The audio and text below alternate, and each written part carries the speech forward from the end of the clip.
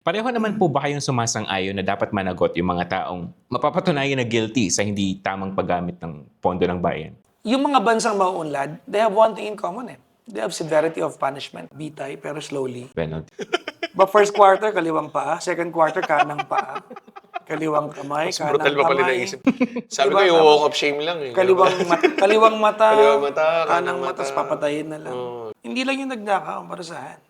Those people na pumikit habang nangyayari, Yeah. Dapat meron ding... you are as guilty eh. Yeah. Yung mga enablers. Ayan, yung mga enablers. Hindi na nga yung corruption ang pinag-uusapan, yung away na nila eh. Nalihis na eh. Kasi dapat kung senador ka, di ba dapat ka nagpapakabang kasi public servant ka. Maging sensitive ka naman. Di ba? Parang insult siya sa public. Yes. Sobrang, kahit ako eh, parang nainis ako eh, ba't ka nakapush? Di ba? Akala ko ba, honest worker ka? Gusto niyo sports ka, huwag kayo magnakaw, mag-networking tayo.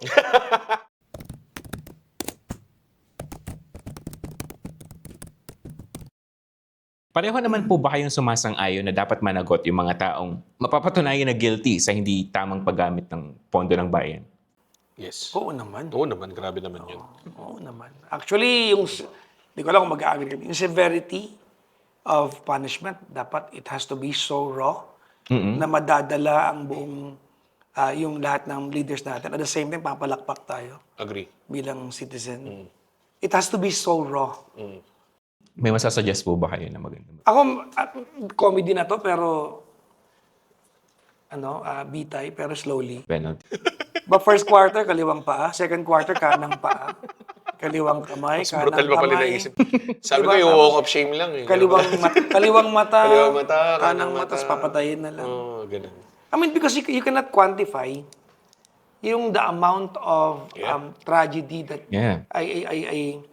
a normal Filipino people is suffering from. Ano to let's try to deep dive a little bit dun sa part na pinag-usapan ko sa show ko to eh. Yung sofa, sa isang normal na Pinoy, pangarap yan eh. Para magka-sofa ka sa bahay. Papangutang yan eh, di ba? Yes. Mas mababaha. Dahil may nagpabaya. That is a symbol and a manifestation of a family's dream. Sofa lang ha. Yung part na yun, hindi yung maalagaan sa taong bayan yan.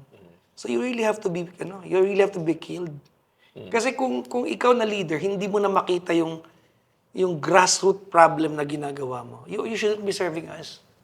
Let alone you shouldn't be leading us.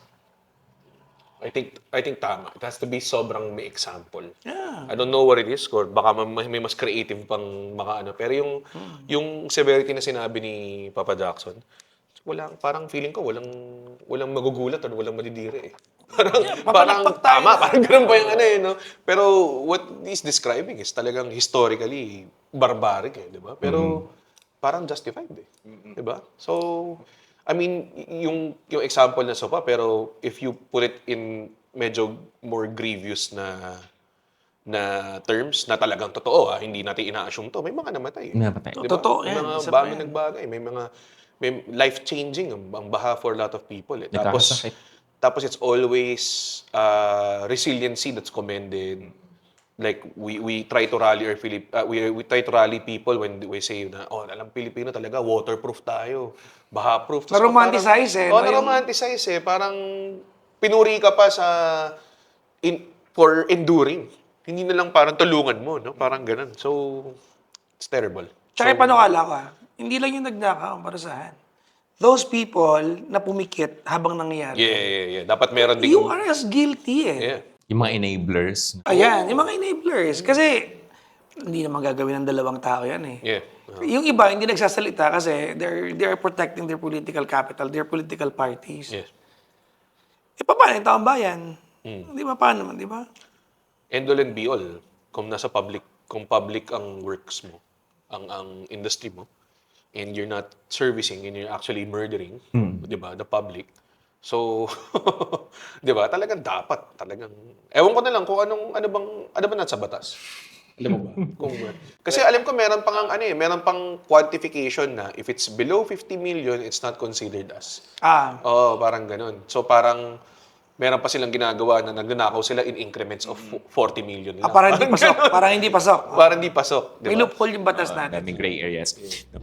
Pero despite the anger po and frustration, sumasang-ayon po ba kayo na hindi natin maaaring alisin sa gobyerno yung inherent power niya na mangolekta ng buwis? Dapat talaga. It's part of your allegiance to our identity as a Filipino. Tama naman. Kumbaga, bahagi ka ng bansang ito. Contribution. Contribution mo yan sa bansa natin. It's not a question whether you have to pay it or not. Ang tanong kasi dyan how do the government is using it to provide services for us?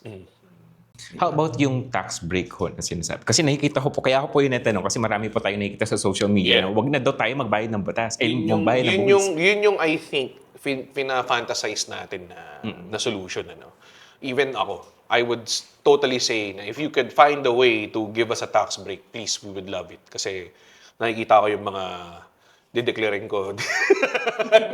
Nakakadismaya. Diba? Nakakadismaya when you're paying, even when you travel, pinag-usapan natin, nataksan ka to magkakaroon ka ng konting relief from your country and ayusin mo yung magpakasaya ka, tinataksan ka for it, di ba? So, ako, yung tax break na yan, I think, I don't know how possible it is. Hindi ko alam kung anong klaseng drastic change ang kailangan or whatever. Pero kasi ang nakikita mo is, may malaking pera na hindi naman gumagana, tapos wala naman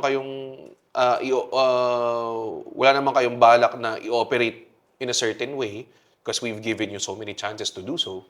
So dapat, di ba? Mag-coordinate kayo ng something or bawasan niyo yung sweldo ng mga to, di ba? Or something. Naintindihan ko yung gusto sabihin ni Rede. Pero I think if we put it into practicality, mas maganda siyang subsidy. Tama. Diba? Bawa, bigas. Instead of selling it to us at 40 per kilo, government will subsidize half. Yung direktang mararamdaman ng mahihirap, isda, dun sa mga kumakain ng isda. Diba? Yung mga gatas, diba? I-subsidize nyo yan. For lalo yung mga instead of giving people free money, i-subsidize nyo. Halimbawa, say for example, bakit di nyo gawing kalahati ang presyo ng MRT? Mapipilayan ba ang bansa natin? Hindi naman Hindi naman mapipilayan ang bansa natin Di ba? Kaya librehin ninyo during non-peak hours. I mean, these are little things that ang direktang makikinabang, hindi mayaman. Mahirap talaga. Kasi while they're discussing it, itong mga Blue Ribbon Committee na talagang sobrang sarap panoorin minsan. No? Bago Netflix yan. Alam mong napapansin ko, is yung mga sinaserve nilang pagkain, sinaserve nilang tubig dun sa mga hearing na yun. Tapos naisip ko, anong budget? Saan galing tong budget na to? Hindi naman sila nagbenta ng ticket dun. Di ba? Ewan ko, monetize ba yung YouTube channel ng Senado? Hindi ko alam. Pero yung pagkain nila ron, nakikita ko minsan, yung tubig nila, yung Summit Still pa. Na single serve na 350 ml. Sabi ko, ano ba naman kung magpitsil ka at mag-aquabest ka man lang, di ba, na gano'n, di ba, mas mura pa. May ganun pa silang luxuries So ako parang habang ini-investigate yung ganitong klaseng investigation, gumagastos pa tayo ng stuff. I'm pretty sure naman kung nag-shift sila from bottled water, baka minimal lang yung ano. Pero what I'm saying is parang gumagastos pa rin sila. It's a little bit insensitive. Yun din. Hindi lang napapansin ng mga tao, pero, di ba? Like, ano ba naman kung nature's best ka instead of Summit Still, di ba? Parang, Baka yung mga nanonood ng hearing na yun, hindi afford yung kinakain nila, Joy. for sure. Nakita mo, di ba, si Sara Diskaya, kung kumuha ng baka siyang ganun. Di ba? Family reunion ito. Di ba? Parang ganun yung nangyari. So, tuwan-tuwa pa siya sa kinakain niya. Tapos ako parang, ano na to proven masama na itong mga tao. Tapos, suservan mo ng, pupunta ka nga lang ang pag sa sarili mong bahay nga, hindi mo nga nilalagay sa tray yung pagkain mo.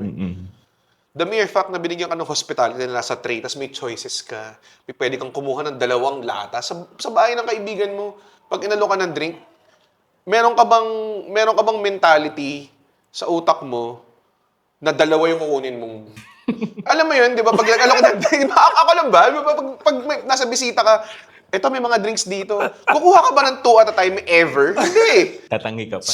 Tatanggi ka pa na. Hindi, tubig lang ako. Ito talaga, tuntuha lang siya, dalawa. Yung greed no? Hanggang sa pagkain na. Basic eh. Nakikita. Kita mo yung mentality. Which what I'm saying is, hindi ko naman sinabing laking tipid pag isang coke lang yung kinuha mo, di ba? Ang sinasabi ko lang, yung mentality mo as a greedy person, evident na evident kung paano ka, Nagmamanifest. with the little things that you're served at, di ba?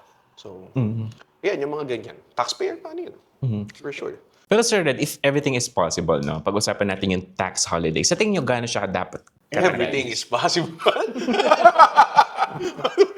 Baka hindi nga ako doon magsimula. Everything is possible. Everything is possible. We don't even need a tax break because we can just diretsong depower the people that we need to depower. The concept of bababaan mo yung tax or bibigyan mo ng tax break yung mga tao is basically just a way to alleviate the pain and at the same time make something hang over these people's heads to perform better. Parang ganong klase. So, proverbial slapping of the wrist lang siya. Pero if anything is possible, lahat dapat transparent. Budget, yung salin na sinasabi nila, baka nga hindi pa eh. May pinopropose si Senator Bam Aquino ngayon na parang blockchain. Na digital, pero napaka naman nun. I mean, ideal, maybe good, baka mas impervious to pero at the same time, hindi naman to ang first time na na-expose ang corruption ng tao. We did nothing about it. Di ba? Parang kahit minsan, walis na mahal, laptop na mahal, turon na mahal. Di ba? Parating ganun yung sobrang daming ganung klaseng instances na parang wala naman nangyari. So if everything's possible, I think citizens must be, ewan ko, kung meron na invento na parang The Matrix na i-upload lahat ng values sa utak mo, kung ano dapat magtakbo ang sistema, yun, number 1. And then pangalawa, rekta na. Kung meron tayong ma-inventong device na, kunwari, sprayan mo ng tubig, tapos bilang pag naging orange, corrupt to. So, ano na kagad, di ba? Ganong klase. Kung may easily identifiable way kung sino yung corrupt kagad, ano kagad? Seek accountability kagad. Pero, ayun nga, siyempre fantasy na yun, di ba? Bordering fantasy na yun. Kung wala, edi magsimula muna tayo dun sa something na that can punish them. Parang, Kayo po, Papa Jackson, ano pong opinion nyo dun sa tax break or tax holiday? I'm more into subsidizing.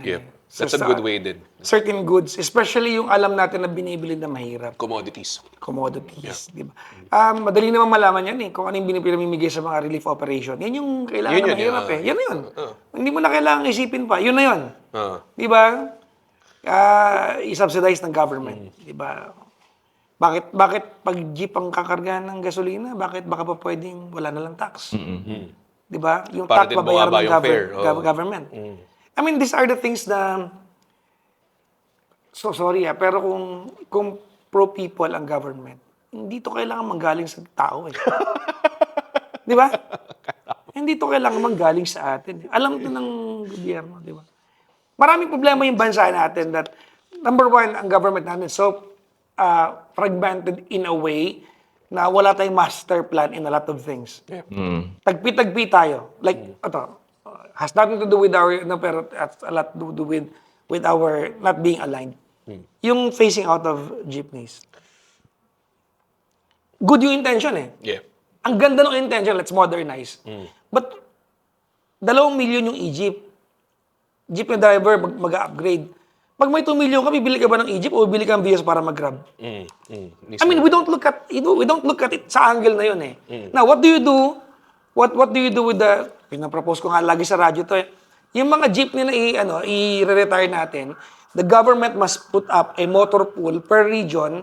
Let's refurbish all the jeepney, baguhin natin, pagandahin natin, bumiyahe pa rin sa probinsya. In a way, di ba, bilhin ng government ng reasonable price. Well, jeep na driver ka, may jeep na ka, kailangan i-retire yan. Bibili namin yan in a way na makakabili ka ng e-jeep. So, matuloy mo yung hanap buhay mo. Yung jeep na bilhin namin sa'yo, yung government will have to gagawin niya ito roadworthy para ma-maintain natin yung identity natin as a nation. Kasi identity natin ang jeep At ibibenta natin yan sa provinces kung saan kulang ang transportation. And we have to have a motor pool. It solves 2 problems. Pero anong ginagawa natin? Mag-modernize lang tayo. Bahala na ako ng tamaan. Kaya hindi mo rin masisi mga nagrarally. Kasi kung may 2 million yung Egypt bakit ka naman bibili nun kung makakabili ka ng Innova? Eh di mag-grab ka na lang. Mismo. Di ba? Di ba? I mean, Aircon ka pa. hindi natin matigas nakikita clutch mo. yung end of it Yeah. That was The weird. government should be run not as a business, but as a business that will have to cater to services para sa bansa natin. Maraming talagang ganyan. Maraming ganyang issues na, well-intended and pero yung execution is terrible. Like, K-12.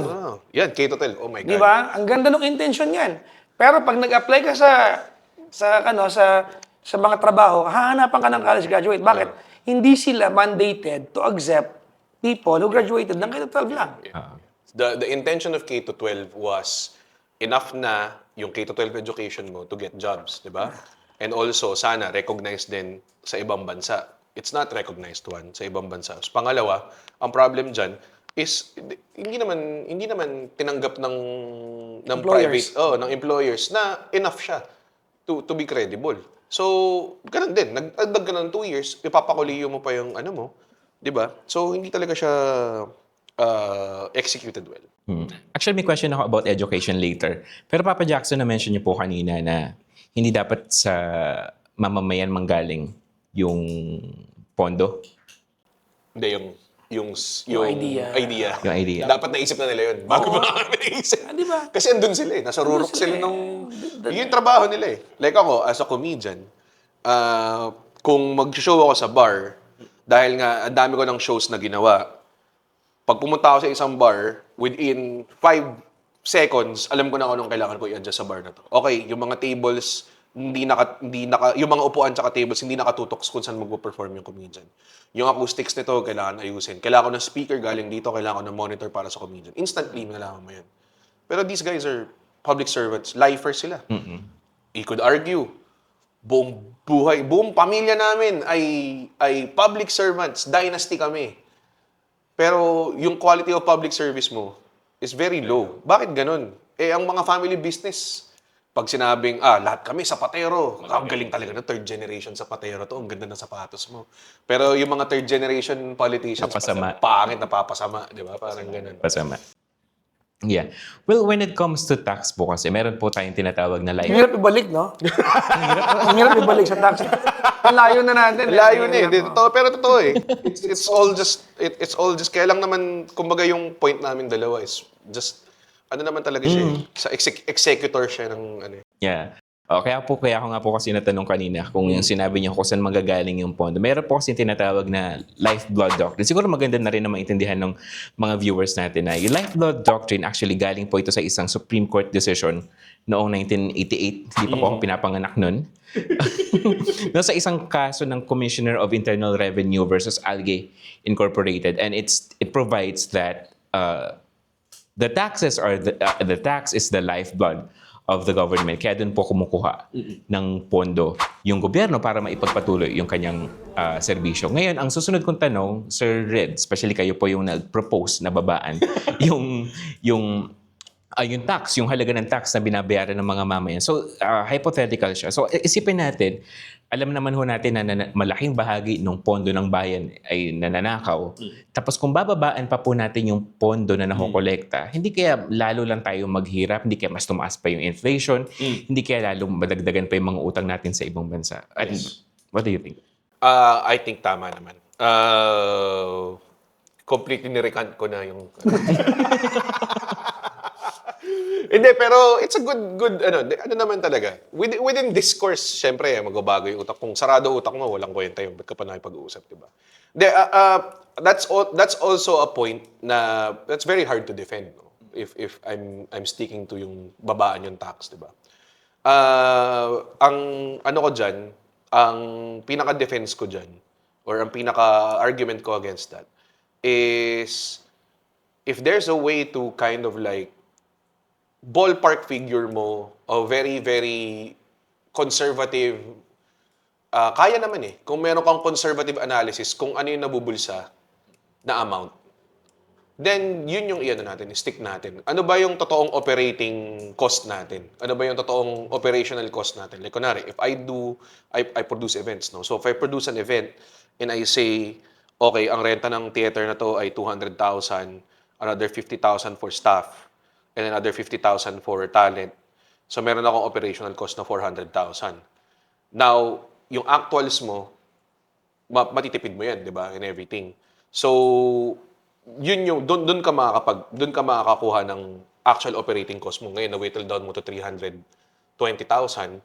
Meron kang 80,000 ngayon na parang, uy, libre to. Parang ganyang klase. I think that's what, I mean, syempre, it's gonna be more complicated than that. Pero, yun yung sanang concept na gawin natin. I-identify natin kung ano ba talaga yung nakukurakot na areas. Tapos, huwag mo nang pagbayarin sa amin. Yun yung akin, di ba? Yung mga actual tax na napupunta sa totoong, tawag doon, sa totoong causes, syempre, ayaw mo naman magdusa lalo yung bansa, di ba? Yun yung dapat gawin. Kaya rin maganda rin yung sinabi ni Papa Jackson na maganda, mas easier solution is to subsidize. Because very ideal to find out kung ilan talaga yung nabubulsa ng mga tao, di ba? Pero with subsidy, at least merong relief, di ba? At the same time, it's a way then to feel na parang your taxes are going somewhere, at least, di ba? Ngayon, kaya rin I think may nagsuggest na babaan yung VAT. Diba? Para at least ramdam mo kaagad kasi per purchase, meron ka agad mababa na VAT, diba? Which is, by the way, I think mataas yung VAT natin compared to Yes. other Japan, 8 lang eh. 8 lang. parang ganun. Other Asian countries or other sa mundo. Hindi ko sure kung ano yung metric, pero alam ko on the high side ng VAT natin. So yun, mga ganong klaseng improvements would I think be well. Syempre, ayaw natin yung talagang totoong kung yung tax break is makakapinsala rin sa bansa, di wala rin point. Di ba? Parang ganun. So, I think dapat ganun lang. Parang kailangan lang malaman kung ano ba talaga yung necessary amount or parang ano yung amount na hindi damaging sa minimal operational cost ng Pilipinas. Parang ganun. Papa Jackson, may gusto po kayo idagdag. I agree naman sa sinabi ni Red. Hindi, pero magandang angulo yung yung let's try to find out how much we wasted Yeah. on corruption and then equate that into our national budget. Say, pag nalaman natin, halimbawa, ang kakalungkot, trillion na yung pinag-uusapang corruption. Medyo siya, yung magnitude nito parang crazy na. Pero baka po pwede yung trillion na yon kung sakaling mahanap natin, which I doubt mangyayari. In a perfect scenario na mahahanap pa natin siya, baka naman for a year, hindi natin kailangan mangutang sa ibang bansa. Di ba? Para mabawasan yung utang ng Pilipinas. O di naman kaya, kung totoong may Maharlika Fund tayo, baka pwedeng dalhin natin doon. Yeah. I mean, this is actually maganda yung yung sovereign fund eh. Hindi lang natin naiintindihan, feel natin pera tinatili. But if it's put to good use, magandang sovereign fund. We have Maharlika Fund eh. Baka pwedeng dalhin to doon. Pero hindi ko lang alam, no? Siguro we can all agree na yung mga perang hindi na nanakaw, hindi na natin mababawi yan eh. Oo. We can no longer collect from those eh. Masyadong Anong ideal. gagawin mo sa mga mansion nila kung uli mo yung poste? What do you do with that? I mean, di ba? Magbenta ka nga lang ng gamit mo, hirap na. Di ba? Wala na yun eh. It's already a waste eh. Yeah. So, ang pwede na lang gawin is parusahan na lang natin sila. So, it will not happen again. Yeah. Yun nga yung problem, no, Sir Red, dun sa sinasabi nyo kanina. Identify natin kung magkano ba yung nanakaw. Kaso parang hindi nga natin kayang gawin yun. Mahirap siya. Kaya kung bababa... But it's such a... Kahit iniisip ko pa lang ngayon, paano siya gagawin. Kahit sabihin mo, okay, kompleto yung mga papeles mo and everything like that. I don't think they even declare properly. So, mahirap din yun. Di mo lang pwedeng sabihin, tignan mo yung sa BIR kung ano yung inaano nila. Ako Sige nga. meron akong method, which I think no one will do. Bakit mayayaman ng mga official natin? If your money is only coming from... So, totoo lang ha. Malaki pa nga sweldo ni Wamos kumpara sa ibang mayor eh. I mean, realistically, Totoo. Malaki pa nga kita ni Tony Fowler kumpara sa ibang mga senador eh. If i-quantify it, di ba, may tawag sila sa tiering ng salary nila. So if you're a legislator, you belong in a certain tier. 200,000. That's 200,000, not even 250,000. So ako parang... Bakit kayo mayaman? Yeah. I mean, anything in excess of what you should be earning from the government, Questionable. na meron ka sa... Yung salin kasi madaling itago yan eh. Sorry pero hindi ako naniniwala sa salin. Tsaka kung nagnakaw sa gobyerno, ba't mo ipapasok sa account mo? Lagi mo sa bathtub sa bahay mo yan eh. Yeah. Di ba? Makikita mo sa araw-araw nakapreach. Kung meron kang... If you cannot quantify the things Justify. that you have Yeah. compared to how you're earning, it should be questionable already. Yeah. There is a Republic Act na if you're a public servant, you shouldn't live an ostentatious or a very lavish lifestyle na compared to your means, di ba? Parang Yes, ganun. we miss one Flavier. Oo. So ako parang, I don't know kung naabot oo, na sa ako one naman Flavier. yan. Actually, yun ang pinakaunang senador yata na binoto ko. Diba, one The first time Flavier? na I nag-voting yung check. mean, kung pag-uusapan lang, simplicity of lifestyle, Yep. Walang driver. naman naman. No. Ngayon, hindi ganun eh. Wala na. Di ba? Wala nang ganun. Ang bansang pinamamanahan. Tsaka ano pa, tawag doon, justify pa ng madla na kapag kunwari, uy, ang yaman yan, ba't kaya mayaman yan? Mayor yan eh. Tapos parang, normal na sa kanila na parang, oh, mayor siya eh. Parang ganun. So, Oo parang, nga, no? di ba, di ba mali yun na parang, di ba, mali yung ano. Tsaka, kita mo rin like sila, si Senator De La Rosa. May isa siyang contractor na kinakiinisan. Doon nakakainis naman talaga kasi yung contractor niya sa Blue Ribbon Committee. Pero he uses the term, tignan mo ako sa mata. Tignan mo siya sa mata, senador siya eh. Dapat, senador yung kausap mo, dapat bigyan mo siya ng ano. So ako parang, yung bravado lang, or yung mentality lang na dapat mataas akong tao, tignan mo ako sa mata, respetuhin mo ako, is so skewed eh. Kasi dapat kung senador ka, di ba dapat ka nagpapakababa kasi public servant ka. Hindi ko naman sinasabing tama yung contractor na yun, medyo kumag din naman talaga yun. Pero the little things will expose the totoong humanity ng tao eh. Yung totoong values nila or how they see themselves eh. Mga ganun. So yan, yung mga ganyang klaseng bagay. Diba? So bilang mga public servants sila, do you think it makes sense na dapat may karapatan ang publiko na i-assess yung lifestyle nila? Oo, tsaka nakapatik ka. Nakapatik Philip ka na, tas senador ka. Alam mo 200,000. Eh, magkano patik? 10 million, pinakamurang patik. Kasi kung may ganun mga kamahal na relos, at public servant ka, and you flaunt it, Oo. walang masama kung inipon mo naman yun. But it says a lot about your character. Yeah. You are now so detached from the people you are supposed to be serving. Kasi yung isang Patek Philippe, parang ano yan, ekonomiya ng 4 na barangay sa probinsya yan. Bakit ka may suot na Ba't ganyan? kami ganyan? Ba't may Kahit ganyan sabihin ka? mo niregalo sa iyo yan, I mean, di ba? come on. Oo. Maging sensitive ka naman. Di ba? Parang insult siya sa publiko. Yes. Sobrang ultra luxury siya. Talagang, it's even luxurious for first worlders. Di ba? Kaya sports car. Gusto niyo yung sports car, huwag kayo magnakaw, mag-networking tayo. Mamaya may mapalag si Papa Jackson na. Pero tama eh. Di ba? Like, dapat they should be in check. Or, ang akin lang, delikadesa din lang. Totoo. Oo, yun lang naman eh. I mean, hindi naman wala sa culture natin ng pagiging. Pero ang naging problema kasi, for some reason, nag-shift ang tingin ng mga tao na sobrang accepted na nila na hindi na servant tong mga to. Idolo na tong idol, lords, ganun na yung mga tawag nila sa parang ang dating is from Pinoy saying kayo ang boss ko to now para talagang wino-worship na yung idolatry na yung dating sa kumbaga lumaganap na idolatry sa public servants and everything.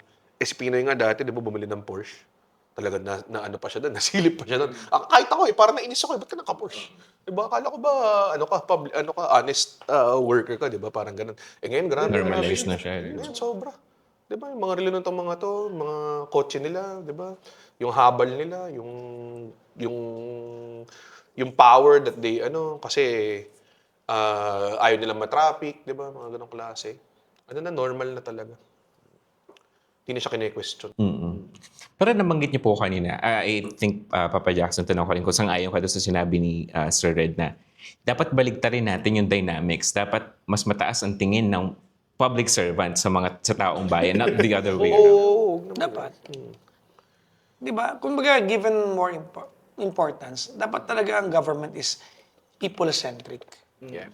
I mean, come on. Public servant. If we are people-centric, like, we took more than a decade to build MRT. Di pa nga buo eh. Are we crazy? I mean, sorry pero napagdugtong na ng Hong Kong, di ba, ang Macau sa tulay, dagat dumaan, MRT, lupa, EDSA, Hindi natin magawa. I mean, how crazy, how stupid we are as a nation. And bureaucracy ang pinanggagalingan. Di ba? Policies and whatnot, ang dami. Pero ano lang ba nakikita ng taong bayan? Hindi mo... Sorry pero... Pero nakakatawa din, nagiging intellectual talk when we're talking about minimum sa ibang bansa. Like parang may mayroon kang take na parang, alam mo, yung mga mayayaman Singapore, nagtitrend. Ano yan? Parang, ano yan? Unique insight yan dito sa Pilipinas. Parang ganun. Like it's talked about among people na nakaka-travel lang. 'Di ba? Ganong klase. Which is, dapat, first thought siya kung public servant ka. 'Di ba? Pero alam mo, Red, merong mali sa kultura natin as a nation. Pansinin niyo to ha. When foreigners come to the Philippines, ginadjust natin sila. May ganun ugali ang Pinoy eh. Nako. Mataas ang tingin natin sa ibang estado eh. Di ba? Oo. And nagtitrickle yan dun kahit sa politicians natin. Tingnan nyo to ha. Pag, bawa, sa Boracay, o sa mga, pag ang guest sa hotel, foreigner, yung luxurious service nandun. Pero pag ang guest kapwa Pinoy, Oh. saktong service lang. Huwag tayong maglokohan sa part na to. Di ba? Ganun tayo. Nagpunta ako ng China. Yung tourism ng China is centered sa lokal nila. Centered sa lokal nila. Wala silang pakialam sa ano. Kung ma-enjoy ng lokal nila, job well done sila. Sa atin hindi ganun eh. Centered tayo sa, di ba, hindi tayo, kahit sa atin eh. Even on ordinary people, hindi tayo... Ang pinaka-example ko dyan is pag merong foreigner na performer. So, siyempre, marirate ko lang sarili ko. No? Pag foreigner ka na performer, ang ticket mo 12,000, 8,000. Pag talagang big time ka, 18,000, ganyan. Tapos lahat ng mga tao, pag nakita nila, justified yan. Ako, umabot ng 1,000 yung ticket ko at some point. Ang dami nagreklamo. Oo, parang ganun. Tapos ako parang, I can even deliver a better experience for you because I know what you're going through. As a comedian. Kaysa someone coming in will talk about stuff na American politics. Hindi ka makarelate. Hindi naman nakaka-relate yung mga tao. Pero for some reason, even though we all acknowledge na sa larangan ng performance na to, mas makaka-relate ka with local artists because you went through the same thing, mas marami kayong common ground, mas marami kayong pinagdadaanan na same. For some reason, we still value local as cheaper than not local. Nung yung Eraserheads, nagkwenta sila ng 10,000 for their gold ticket. Nag-alsa yung mga tao. Kasi hindi na kayo pang masa, parang ganong klase. Pero meron naman silang ticket na mas accessible. Para sa akin, parang the mere fact na you're saying na it's very, it's very, how do you say this? Parang weird na ipresyuhan mo yung sarili mo that way. Kasi Pilipino. Kasi Pilipino ka. Just goes to say na talaga mas binavalue natin yung ano. Tsaka talagang, pag ang foreigner, nagsabi ng mahal ko kayo, sa unang line, nagwawala yung mga tao agad na gano'n. Ako, kahit sabihin kong in 7 languages yung I love you, wala naman nagwawala. Kahit pumunta ako sa ibang bansa eh. Wala naman nagwawala. Dito talagang, meron talaga tayong value in foreign, colonial mentality. Mentality, oo. Sorry. Ang hirap ibalik sa tax yung... Ang hirap gawing seamless. But sige, ang susunod ko pong tanong, actually, may gusto lang akong i-share. Pero familiar po ba kayo dun sa political theory or philosophy ng social contract? Anong sabihin nun? Sorry. Okay. Ang social contract po, actually, isa po... Para sa mga nanonood, ako alam ko yan. I have a crude idea. Okay, sige.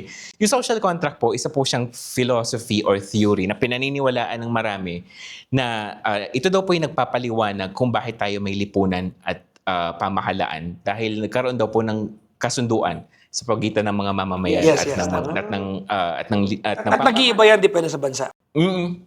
Okay. So meron pong tatlong sikat na philosophers, no? Na may iba't iba silang version ng state of nature and social contract. Isa po dito si Jean-Jacques Rousseau. Meron po siyang book na tinatawag na The Social Contract. And then meron namang The Leviathan si Thomas Hobbes and The Two Treatises of Government si John Locke. Basically, magkakaiba lang po sila ng version or interpretation ng state of nature. Pag sinabi po nating state of nature, ito daw po yung lagay ng pamumuhay ng mga tao bago pa nagkaroon ng pamahalaan. No? According po kay Thomas Hobbes, ang kalagayan daw ng tao no, napaka-chaotic.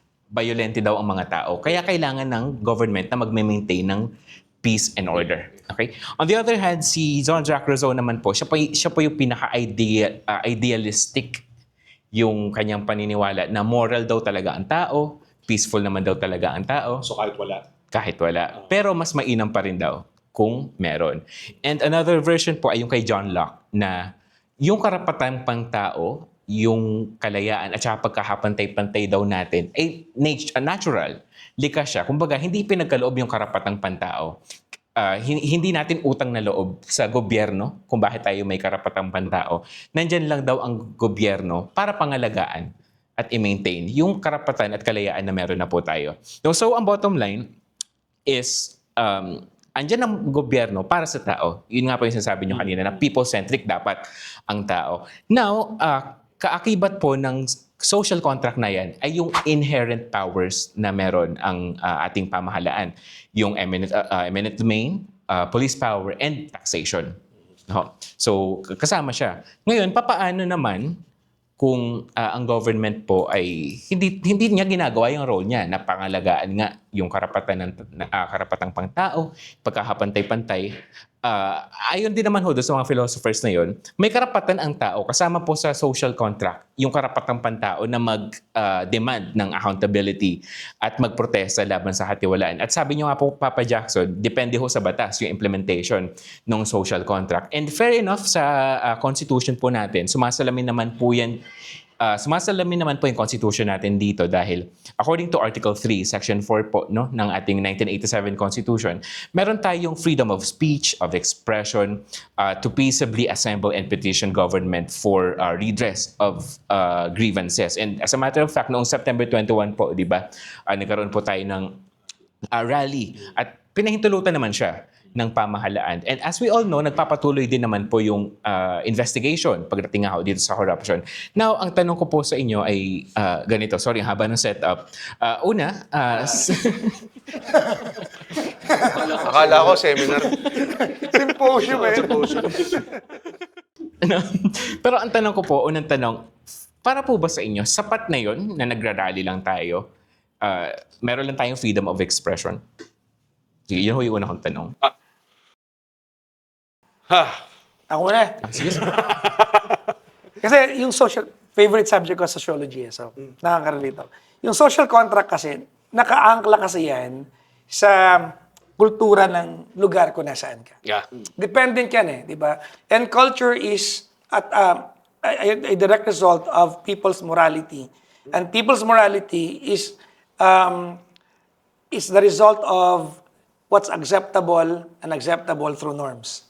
Okay, so that's sociology. Tama. Nagturo kasi ako sa PUP kaya medyo nagigets ko. So, ngayon, yung social contract kasi, depende kung paano binuo ng sitting government yung acceptable and not acceptable sa atin. No? Kahit magbasa ka ng mga libro ng may kinalaman sa yung social structure ng kahit anong bansa, nagkakaiba-iba yan eh. What's acceptable to US may not be acceptable to China. What's acceptable in Vietnam may not be acceptable to China. Pero para silang communist country. Yeah. Diba? So Myanmar is also a military country. So magkakaiba sila ng katanggap-tanggap. Depende lagi yan kung paano nararamdaman ng tao yung structure ng government. Now, Philippines is very unique because we've been colonized, we've been occupied, di ba? And we've been abused by a lot of... Kaya yung kultura natin medyo chapsoy tayo eh. Yeah. Hindi natin alam kung saan tayo papunta eh, di ba? We are the only brown people in Asia. Baka hindi natin nare-realize ha. Lahat ng katabing bansa singkit, tayo lang yung brown, di ba? So we are very unique in a sense that, number one, we live in an archipelago. The country in itself broken into many pieces and dialects. So, nagkakaiba tayo ng kultura na sometimes, the central government ng Pilipinas, yung policies niya cannot really relate to people na nakatira sa isla. Kumbaga, hindi... Kaya nga yung type of government natin, kung pupunta tayo sa argumento na yan, hindi siya ideal sa Pilipinas. Yes. Dapat matagal tayong federalism country. No, totoo. Para per region, alam ng region kung ano yung para sa kanya. Pero hindi eh. ang nangyayari sa atin, yung central government, yung sitting government natin in Manila will shove it down the throats of all the people in the Philippines, whether we like it or not, yung para sa kanya ay tama sa Maynila. Yeah. Di ba? So, feeling ko yung tanong mo na ano yung question? Hindi, actually, na-mention ko po kasi kanina na kasama sa social contract yung karapatan ng tao. Now, okay, balikan ko lang. Sorry, nawala ako. Yung social contract, ang pagkakaiba natin sa ibang bansa, I think sa Pilipinas, unique to, is that the way we treat criminals, dalawang kasi criminal sa atin eh. The criminal na yung nasa kalsada lang and criminal na nakabarong is so different. No, ba? Yung parusa natin, kasi yung services, kung matusunod lang ang batas natin, maganda naman talaga yun. Pero the way we treat and punish criminals, depende sa katatayuan ng kriminal. Ang layo niya eh. Layo. Halimbawa, we call it plunder. Pero ano ba yun? Magnanakaw lang naman. Tama. Di ba? Parang dignified yung plunder kasi ginawa mo siya in a way na parang nagpabaya ka lang sa tungkulin mo, hindi mo na... Di ba? Pero ang totoo niya, nagnakaw ka na naman talaga. Iba worse siya kasi mas maraming na-apekto. Yeah, but we don't really... Ang Pinoy kasi disconnected sa term na yun eh. Oo. So, hindi natin napaparusahan, di ba? Severe ang punishment natin sa kriminal na mahihirap. Pero, when it comes to mayaman, may consideration. May house arrest nga sa mayaman eh. Yes. May hospital arrest eh. Pero pumunta ka sa Bilibid, may mga matanda doon, ba't di naka-hospital arrest yun? So, feeling ko yung social contract natin sa Pilipinas, di ba, as ideal as it may sound, pag tinignan mo sa libro, ang layo-layo niya sa kung paano siya nagmamanifest sa kultura natin. Kaya yung morality natin nag-a-adjust. Yung standards natin before, hindi na yung standards ngayon. Iba talaga. Sobrang hirap i-pinpoint ng culture natin. Kasi yun nga sinabi nun, we've been colonized and abused, di ba? So, yung common people, we have that mentality na subservient tayo sa foreign. Tama. Meron tayong mentality na Filipino-made is, tawag doon, Filipino-made is lower quality than others, di ba? Parang ganon. At the same time, pag ikaw ay Filipino doing well, ang highest compliment na ma-receive mo is you're just a version of someone famous. Ikaw yung Pinoy version ni ganyan. Ako yung Pinoy version ni Fluffy, ni Gabriel Iglesias. Ako yung Pinoy version ni ganyan. Si Eraserhead, sinabi binansagan, Pinoy Beatles. 'Di ba? Whereas, hindi naman talaga. Ang layo, 'di ba? Parang, yun na yung parang highest kabansagan ng ano mo. Why can't you be the first, 'di ba? Red Oliero of the world, 'di ba? Parang ganun. So, may mga ganun tayong klaseng mentality na talagang ang hirap i-pinpoint kung ano talaga yung morality natin. Kasi, may mga times minsan na, yun nga eh, makahuli ng snatcher. Nakakita ka naman nahuli ng snatcher. So dati nagko-commute ako, may nahuling snatcher. Dinaan dun sa jeep, oh. Talaga sa kung saan nagano, ito, snatcher to, ginagano. Tapos yung mga jeep talaga nilalabas yung kamay mo, binabatukan nila yung snatcher na ganun. Patak lang bato kayo. Ito ang bag ko. Grabe, talagang tampal. Talagang maawa ka eh. Pag ganun sana ako, kaso nasa doon ako sa dulo, naawa na ako eh. Ganun, di ba? Parang enough na ba sinatch nito, di ba? Parang ganun. Naawa ka talaga eh. Pero sa kanila parang, ito na yung time nating magbigay ng justice, di ba? Moral to kasi magnanakaw tong tao to, ganyan. Pero yung to his point, di ba? Yung plunderer ba, dinadaan ba sa harapan ng mga tao at binabatukan, di ba? Hindi. Dapat, di ba? Dapat nga. Oo. Dapat. Totoo. And reasonable kasi lahat naman ng mga magnanakaw may kasalanan sa ating lahat. Oo, hindi lang yun. Tsaka yung mga magnanakaw na nahuhuli ng mga petty theft, papunta pa lang sa presinto yun, nabugbog na yan. Pagdating sa presinto, bugbog yan. Bago pa i-identify ng tao na ito ba yung nagnakaw, parang di mo na ma-recognize eh. Puro pasana yung mukha eh. Di ba? Itong mga to, grabe. VIP kasi. Oo, sobra yung treatment. Hindi ko maintindihan talaga kung bakit ganun yung... Well, maganda yung tatlong binanggit mo na yung authors na yan. Oo. Maganda siya kasi it's coming from a different angles, no? But then again, yung social contract na yan, depende yan kung saan namulat yung tao eh. Ano yung... Ang ganda ng term, tama. Saan nga namulat? Saan namulat yung tao. So, Oo. whatever works in Philippines may not work sa ibang bansa. Pero I guess, yung mga bansang mauunlad, they have one thing in common eh. They have severity of punishment eh. Yes. And they are not afraid, di ba, na ipataw yung punishment na yun. Kumbaga dapat lang. Wala. Oo.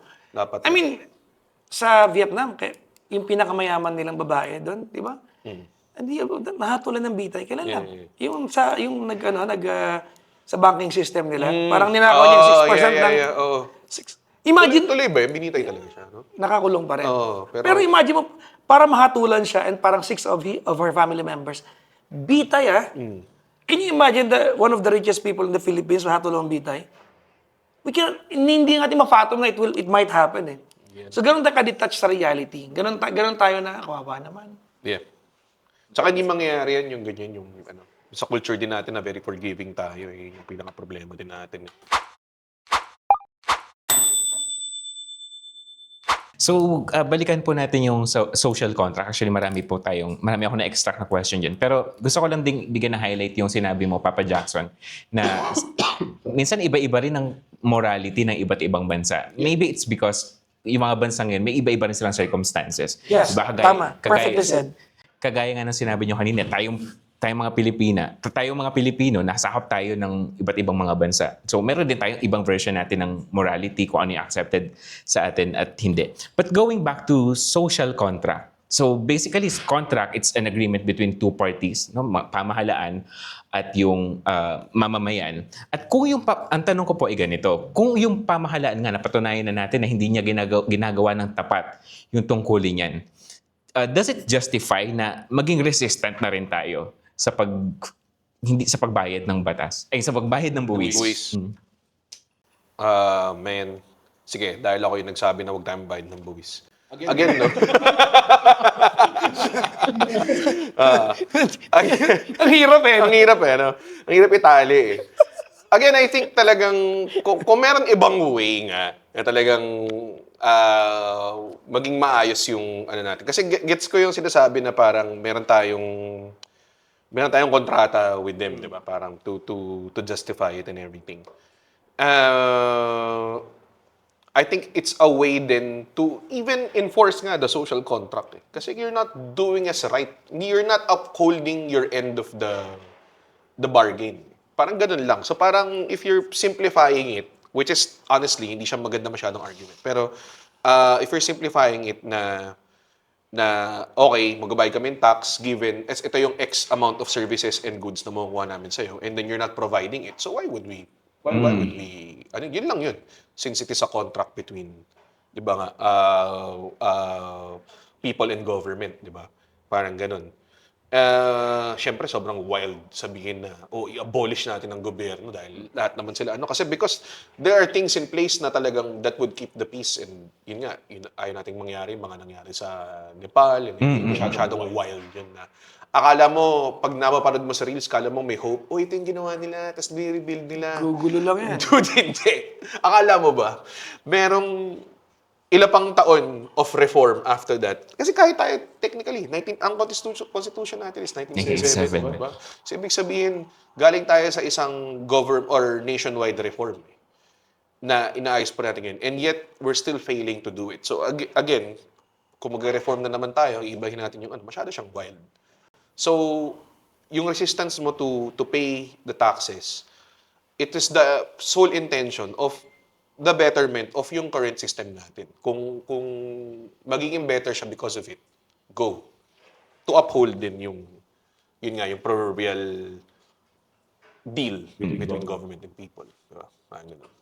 Sorry, nagkagulo. Pero yun yung point. Well, as we see today, the only power we have is every 3 and 6 years. Election.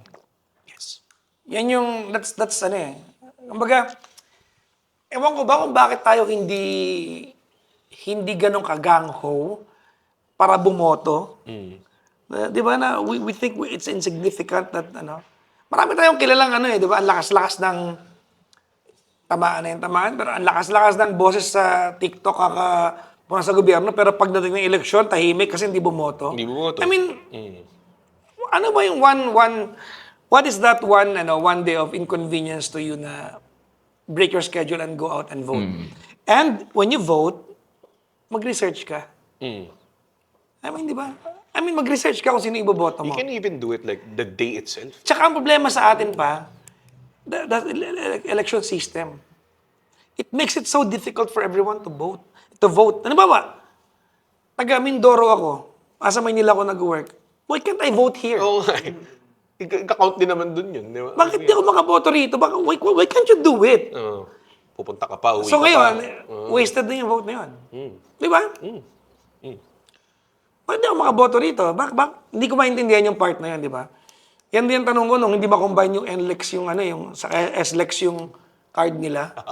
Dalawa sila eh. Bakit? Alternating pa yun. Hindi nyo ma-combine, di ba? Hindi, yung NLEX, SCTEX, TPLEX na magkakakonect. Di ba? Dalawang klaseng RFID. Oo nga. Ba't di ma-combine? So yun din ang tanong ko sa election. Bakit di nyo kayang i-centralize in a way na makaboto yung... So magkwentahan kayo pagkatapos. Ba't problema namin yun? Exactly. Kwentahan nyo, di ba?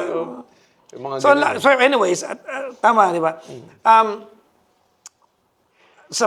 As we see today, our power, yung tangible power natin ay nasa every 3 and 6 years lang.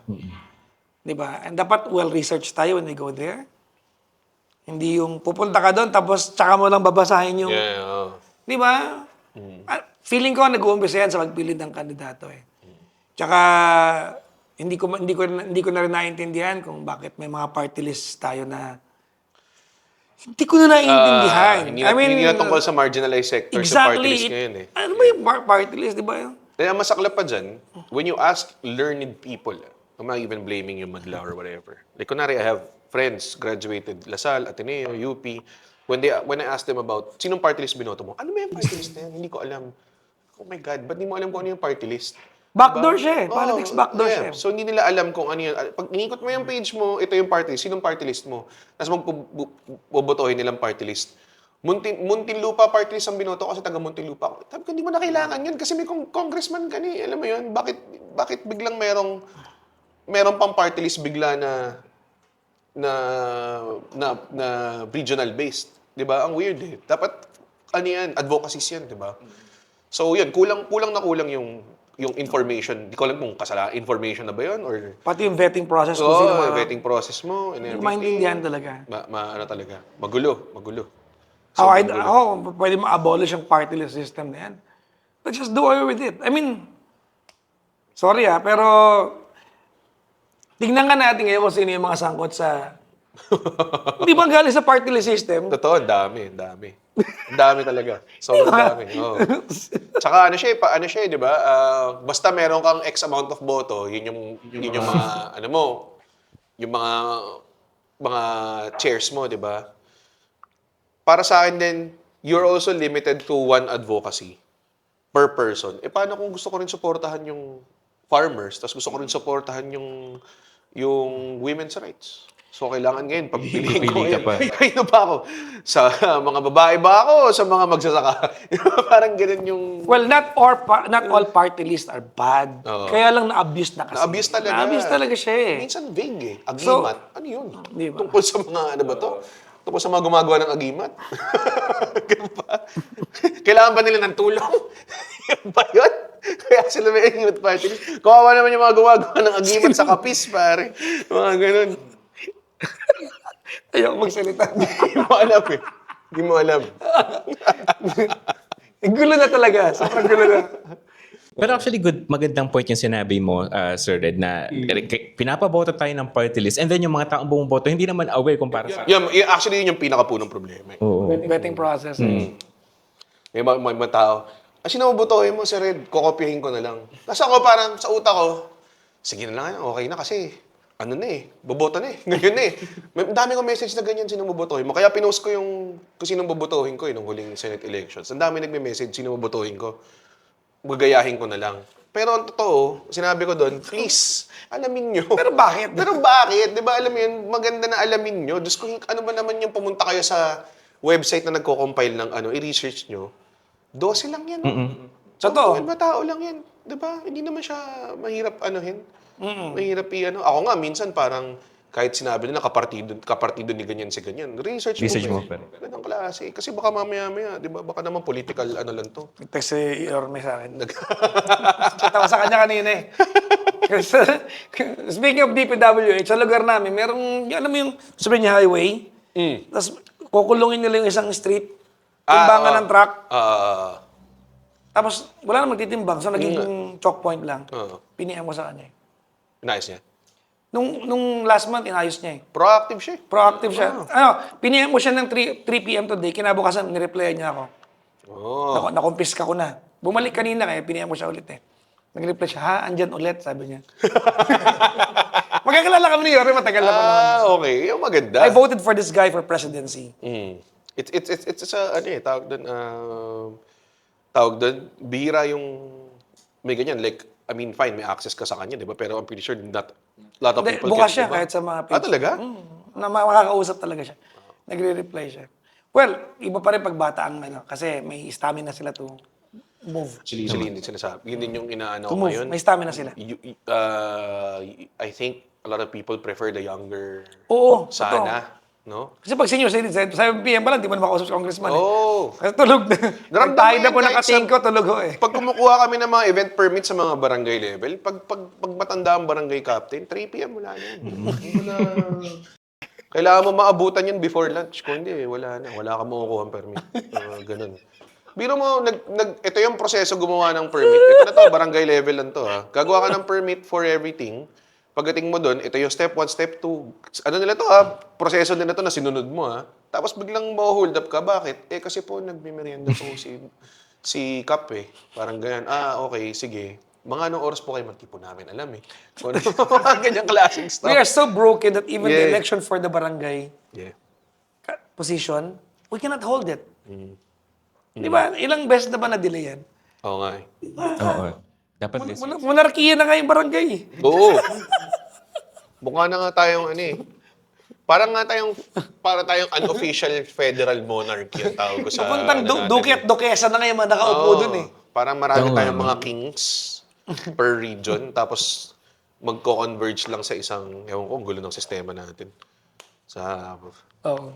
Pero Sir Red, nabanggit mo kanina may nag-message sa'yo na tinatanong ko sino binoto mo.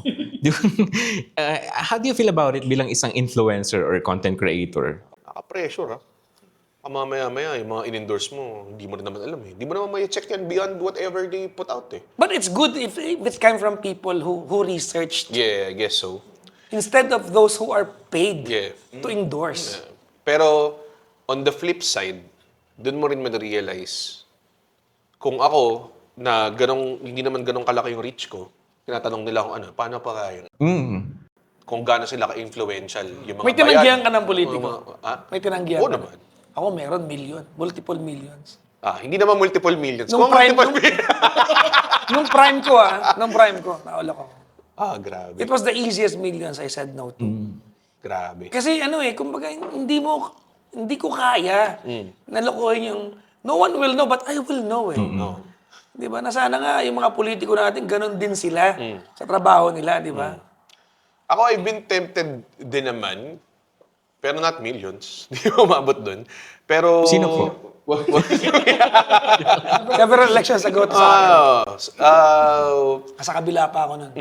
So, ako, sa utak ko, okay lang sa akin if someone I know, I don't fault them for taking it. Kasi mahirap ang, technically, ikaw rin, biktima ka din ng, ng sistema na kailangan mo kumita ng pera and everything eh. Kasi may mga kaibigan ako na parang, ito ako, magkalaban tayo sa huling eleksyon, kala nila galit ako or something or parang gano'n. Sabi ko, kayo nga yung mas ano eh. Champ ba yun kung kung yung gusto mong kandidato, babayaran Bayaran ka? Champ, jackpot ka doon. Jackpot yun. Di ba yung effortless? Kung pwede lang eh, oo. Di ba? Ang usapan nyo, 10 meeting di avance, kahit 20hin mo yan. Oo. Kung Wala babayaran nang ka. bayad yung other 10. Kasi gusto mo eh. You believe in... Kasi, alam mo, dati kasi nag-endorse ako eh. So, pag nag-endorse ako, hindi mo alam kasi kung ang leader ay corrupt o hindi eh. Kasi at face value, mababait lahat yan. Yes, syempre, pag kinausap Alam mo, ka. ang requirement ko lagi, give me your personal phone number. Lahat. Para pag dumating yung time na may issue ka, matitext kita. Tama.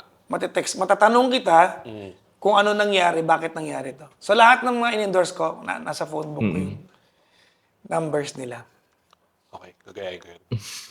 Cute yun eh. Para matanong kita. Actually, kaya ako dinala doon yung conversation. Kasi nabanggit niyo po kanina na Hirap na, no? hirap. Hirap na siya sa atin. Sino nag-aaway? Nagpalit pa ng views yung nag-agreehan lang. Actually, agree ako sa kanya eh. Ilang beses mo na narinig ko yun sa... Pero tama kasi eh. Yun naman talaga. Hindi sila nag-aaway. Oo. Hindi, ako kasi, I'm very, very against people na sobrang boneheaded about yung ideals nila. You have to, if you're opening up stuff for discourse, tapos hindi naman open yung utak mo, ba't ka pa tayo pag-uusap? Gusto mo lang marinig yung sarili mo sinasabi. Ako sabi ko, wala akong, sobrang, sawang-sawa na ako marinig sarili ko. Alam mo yun? So talagang wala akong pakialam kung ano. We're just here for the TF talaga. Oo, actually, magninego nga kami ng team. Ay, may TF po kayo? Sasabihan kayo, may TF? Actually, kaya ka daw libre ngayon. kasi masyado mataas yung TF namin ni Papa Jackson. O sige, go. Hindi, actually. Kaya gusto kong dalhin yung conversation natin doon. Kasi not sure ikaw o si Papa Jackson yung sabi kanina, na ang problema kasi ngayon, parang popularity contest. No? Yung kung sino yung kilala, yun ay binoboto ng mga mamamayan. Now, another problem kasi is yung concept nga ho na ini-endorse ng mga influencers. Yes. No? So sa tingin nyo, ano kayong mangyayari kung pagbabawalan natin yung mga sikat na tao na mag-endorse ng politician? Kasi minsan binoboto Yes. dahil doon sa nag-endorse eh. Yes, agree ako dyan. Gusto mong bawalan sila? Gusto ko pagbawalan yung hindi mo kasi may enforce na hindi sila sabihin, ang una kong sabihin dapat, bawal bayad. Pwede mo i-endorse, pero hindi pwedeng bayad. Pero kasi, hindi naman masusunod yan eh. So, bawal na lang completely. Convoluted yan. Ang hirap ipatupad yan. Hirap patupad. Sa Japan daw, pag nagpapaskill ka ng poster mo, meron ka lang allotted place kung saan ka pwedeng magpaskill. Doon lang. Hindi pwede yung igawgawin mo yung buong lahat ng poste ng... Dito, hindi, Doon. Bibihisa mo yung barangay, eh. Oo, branded eh. Branded yung barangay, no? Oo, ganun. Kala mo MX3 Coffee, dumating. Basketball court. Pare, may basketball court namin kasi bumalik ako dun kung saan ako nakatira before. Yung pala, may nag-sponsor na politiko ng basketball court doon. Sabi ko, grabe yung board. May pangalan, tsaka may mga credits. Sabi ko, grabe, ano ba yan? Parang nakakita ka ba ng ganyan sa NBA? Kompleto yung credits ng ano. Sabi ko, standard tong basketball court natin. Tama na yung sukat and everything. Dati kasi mas maikli ng konti. Ngayon, pero grabe ka naman. Pag tumira ka, kabisado mo yung mga pangalan ng mga tao, di ba? Ang ganun. So, yan, mga ganyan, di ba? Sakit din sa mata eh. Ito lang eh. Tsaka pagkatapos, pollution-wise din, hindi naman nila tinatanggal eh. Totoo. Hindi ko alam kung tamang bawalan natin yung mga... Pero tama yung... Siguro, magpahiram ng platform para masabi yung... Feeling ko dapat two-way prong siya. Kung halimbawa nag-influencer ka, nagpahiram ka ng platform sa politician para makilala siya, accountable ka rin na tanungin siya pag sumabit na siya. Tama. Dapat nandun ka sa part na yun na... O pag sumabit ka, platform ka, magpapaliwanag ka pa rin sa platform Ang ko. ganda nun, ha? Di ba? Ang ganda nun. Kasi, ibig sabihin, dapat ngayon mag-ingat ka kung sino i-endorse mo, di ba? Oo. Kasi tama, may responsibility dapat talaga yung mga tao. Hindi talaga kami nag-aaway. Pero ang ganda nun. Mas maganda yun. Para sa akin. Kasi minsan, may mag-endorse sa tao bilang, di ba? Tapos mamaya-maya, pag marami ng issue, di ba, i-let go na, tapos parang hindi ka na accountable dun sa dati mong... Mas maganda siya. Tsaka dapat gawin natin illegal yung ano. Napansin mo ba ito, Red? Gawin natin illegal yung author of this law, Keme. Kung co-author ka lang naman. Kung hindi ikaw nag-isip niyan at pumirma ka lang dahil dapat gawin natin illegal. Dapat perjury yan eh. Oo. Di ba? Dapat, bakit Hindi naman talaga ikaw gumawa nun eh. pumirma ka lang eh. Di ba nilabi lang sa'yo yan eh. Baka nga may natanggap ka pa dyan eh. Kahit nga sa pelikula, hindi mo pwedeng tawagin na scriptwriter si ganyan kung uminput lang siya. Parang ganun. Script consultant ka lang. Parang ganun yung mga Pero sa atin hindi eh, titles. no? Wala, hindi. Authored by everyone eh. Ganun eh. Lalo pag, iba ba, yung, kasi yung sa graduation speech, pag politiko invited, yung introduction, author of the following law, ang haba. Haba. Di ba? Pero, kanya ba yun? Yung kanya, co-author lang siya doon eh. Nag-yes lang siya doon. Nag-check ng spelling. Parang, spelling ng... Pero yung issue na yan, issue lang yan sa mga taong nagbubusisi ng politika eh. siguro 90% ng Hindi voters hindi naman. naman nagbubusisi that level. Ayun na nga kasi dahil di sila nagbubusisi, nagre-rely sila dun sa kakilala nilang influencer. Oo, sila ngayon. So, ayun nga, may nakita pa nga ako noong nakarang campaign period, billboard, mas malaki pa yung mukha nung influencer kaysa doon sa mismong Yeah. Ano ka ba? Meron nga walang mukha yung Wala politiko mukha, eh. oh. Yung influencer lang eh. Ano yan? Loophole niya. Hello, party lists? Ang dami, puro party list. Wala mo kayong yung seats. Yep. Wala. Ang meron yung... Loophole siya to advertise early. Kasi diba may campaign period lang. Bawal. Alam naman natin lahat na before pa lang nagpa-advertise na sila eh. So when you put an endorser there, instead of your face, pwede. Parang ganun yung loophole na ginagawa nila. Galing, no? Galing nga eh. Oo nga eh. So, wala man lang isa sa inyo nagbayad ng milyon sa akin. Yun yung totoo kinanakit. Pero iba yung posisyon namin dito, naalangan kami.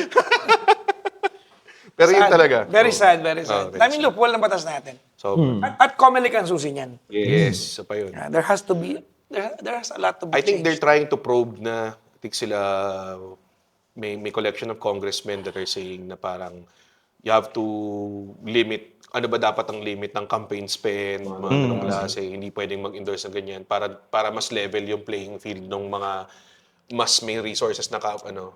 Kasi ang nangyayari, the votes are being swayed because kung sino mas madaming resources. Meron pa yan yung ano, alam natin, ano, scam to eh. Paid through the efforts of the friends. Yes.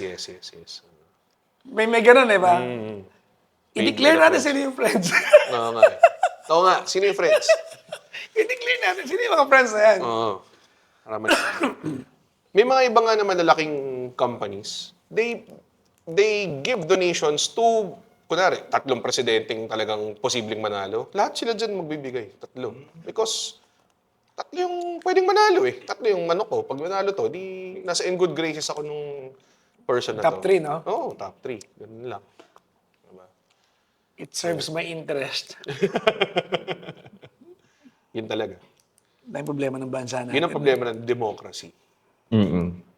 Well, minanipulate kasi yung democracy natin. Kaya nasaklap siya.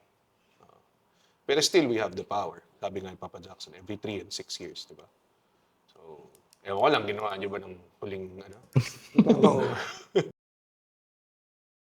Pero ayun nga, malaking problema talaga na hindi nag-aaral yung mga mamamayan natin. Kaya madaling matangay ng mga influencer. Pero biktima din sila nun eh. Di ba? Pero hindi kaya kung walang mag-i-endorso, mapipilitan yung mga tao na pag-aralan yung mga kumakandidato. Kahit pa may mag-endorso dyan, kahit pa wala mag-endorso, if we do our assignments, Tama. nasa atin yun eh. Hindi mo pwedeng isisi sa iba yun eh. I mean, we have to take accountability for our own misgivings when it comes to choosing our leaders. Which, at fault tayo lahat. Di ba? Unless dinadaya ng election, which is, hindi mo rin ma-prove or whatever, di ba? Yeah, oo. Tama. Ngayon, balik po natin doon sa current issue. Ano pong masasabi nyo sa nagiging action ng pamahalaan? Sa tingin nyo ba satisfactory yung kung paano nila hinahandle yung current corruption case? Ang totoo niyan, kapag today, as we tape this, hindi na nga yung corruption ang pinag-uusapan, yung away na nila eh. Nalihis na eh. I mean, if you read the news today, it is no longer yung nawala na sa kamalayan ng tao yung nawawalang pera. Ang pinag-uusapan na dito, yung away. Sinong tama? Hindi ko sorry pero yung Senate tsaka yung Congress, mukha na siyang fraternity kung titignan mo. Yung mga taga-Senate, bakit walang congressman na dawit? Yung mga taga-congressman, bakit yung Senate? Parang, it does not matter kung nasaan nang galing yan, lower or upper house. Individually, sino ba yung mga yan? Yeah. Diba? So, kung ang tanong mo ay satisfactory ba? Well, kung medyo gamay mo yung batas natin, which ako, very basic yung naintindihan ko, I understand the process, that there has to be a process. Diba? But then again, if we can have swift justice sa maliliit na tao, why not have a swift justice sa mas malalaki na nakaw? Why not make it happen? Proven eh. Di ba? Why not make it happen? Diba? Bakit? Nung tinanong ngayon, ombudsman na, si Boying Remulla, di ba, kung gaano katagal para masampahan ng kaso, it was like 40-60 days yung due process. And they were all in agreement to it. And these are people na talagang na mga nakaupo sa Senado, no? Na parang didn't even bat an eye on how long it is. Ako parang sa utak ko, wala man lang nag-raise na parang may magnanakaw lang recently na nakulong na agad. Alam mo yun, di ba? Parang ang weird na merong due process and they're all taxpayer funded, catered. Doon pa rin ako sa catering eh. No? Na, charade ba to? Hindi ko alam kung nangyayari talaga eh. Hindi mo na alam kung paano ba to, pabidahan ba yung nangyayari? So wala pa rin nangyayari. As we speak ngayon, ano ba to? Kagabi, I was wearing a t-shirt sa programa ko. It says there, yung kay Sosot ni Gardo Versosa, dinala niya ako ng damit sa office eh. Kita kami isang gabi. Nakalagay doon, proud to be a Filipino but ashamed of my government. Ganda. Which embodies so much of how we feel as a nation. Yeah. That's it. Okay. Now, balik pa rin po tayo doon sa proseso ng investigation. Hindi kasi natin maintindihan sa ngayon kung ano yung nangyayari. But retrospectively, balikan po natin yung mga naging previous corruption cases. Sa tingin niyo po ba kung iyon ang pagbabatayan niyo? Wala na kulong na na official ng gobyerno. Puro parati lang may fall guy. Lagi may fall guy. Kasi kahit recently lang yung sa pork barrel scandal yung kay Napoles sa mga NGO niya. Nakulong lang siya recently. Tingnan nyo yung Senate hearing, I don't know if walang criminal power kasi. It cannot criminally prosecute eh. Yeah. Kasi hindi sila korte. Hindi sila korte. It's in aid of legislation. So hindi yan korte talaga. They cannot criminally charge somebody. They can only endorse it to the ombudsman. Ang ombudsman kasi, ang trabaho ng ombudsman, bastonero yan ng bansa natin. Yeah, dapat. Yan ang trabaho ng ombudsman eh. Di ba? Kaya lang, bago yung ombudsman natin, pinopolitika na kagad. Di ba? You may like or not like the guy, but you have to wait for him to yield some result. Yeah. Bago natin politikahin. Malay mo naman. Di Baka ba? may ginagawa talaga. May gawin siya. Yan ang problema sa atin eh. Ang reklamo natin kagad. Di ba? You wanna change the government? Run. For a seat. And then change it. Di ba?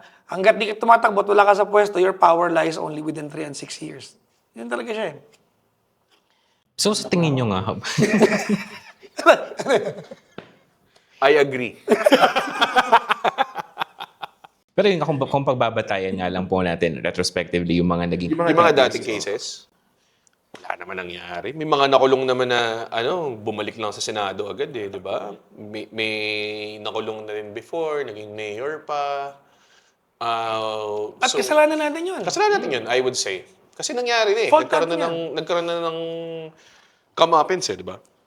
Quote-unquote, ganun. So I think, itong ngayon na nangyayari, kung ilan man yung sangkot dyan, they're just riding the heat eh. Riding the heat away. So parang kung mawala na yung... Kasi mag-asawa tayo. Naramdaman ko na kahit ngayon eh. Kahit ngayon tayo ba, sawa-sawa na tayo sa balita eh. Lumabas lang yung Squid Game Part 3. Tapos wala na. Tapos na. Tapos to, nakalimutan wala natin yan, to. Diyos ko. Squid Game part, dami pare. Yung sabi ko nga, yung physical Asia, parating na. Sabi ko, ayun, magkakalimutan na tayo lahat. Sigurado ako. Diba? Ang dami. Lalaban ulit si Pacquiao sa January. Diba? Isang concert na Taylor Swift dito, tapos to. Kung if you're talking about influencers din before, maybe, ang inisip ko baka ang role mo is paalala sa kanila. Baka ganon. Make it, yun yung ina-advocacy ko ngayon eh. If you are someone with a platform, try mo rin Put pressure, no? Yeah, put pressure or parang ganon. You have the clout eh. Create something, di ba, out of it. Kumbaga, with great power comes great responsibility type of shit, di ba? Pero, honestly, you can only do so much. It still lies talaga sa, ewan ko, nagkaroon ka ba ng hope nung huling election? Ng mga tao parang, hindi may nakalusot na mga artista, hindi nakalusot na artista, di ba? Mga ganon. Pero at the same time, parang, ano pa rin siya eh, parang magandang outlook, pero hindi ka pa rin super confident eh. Kasi may mga iba rin nakalusot na. Pero may mga nagsasabi po, Sir Red, na mas yung midterm election daw po is not as bad as yung nakaraang presidential election. I agree. Okay naman. I guess, pero hindi pa rin siya super. Oh, hindi pa rin. Pero it's an improvement. Kasi yung mga tao parang porket improvement, ito na yung pag-asa, parang ganun. It's a start. It's a start to begin with. Kasi, Parang ganun. ano But there's still a lot of work to be done. nakialam na yung mga kabataan. Yung voters turned out kasi Oh my God, yung yes. mga kabataan medyo aware na. Di ba? And the country is now listening, mas nakikinig tayo sa mga Yun ang resulta ng midterm, no? Pero kasi it could also be a result of complacency ng mga usual voters na itong mga to. Kasi midterms, pwede rin. di ba? Parang ganun. So, That's a so good take. na-sneak attack yung usual voters, di ba? Parang yung usual candidates hindi nakapasok. So, the long run pa rin yan, magkakaalaman. I think it's a very, very exciting 2028. Very important, I would say. Lalo na ang dami nating glaring issues that takes backseat for some reason.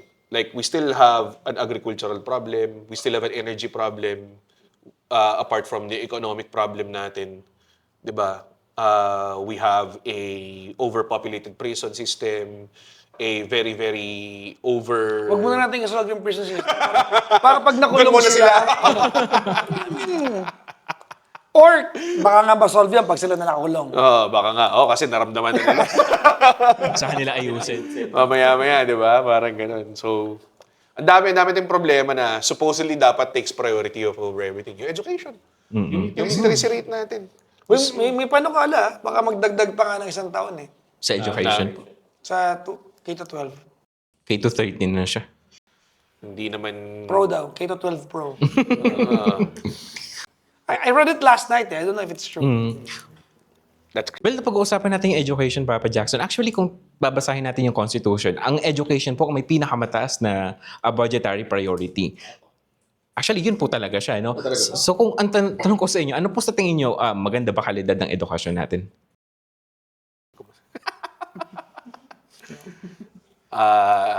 I invoke my right to... No, it's not. It's not. It is not. Alam natin lahat yan.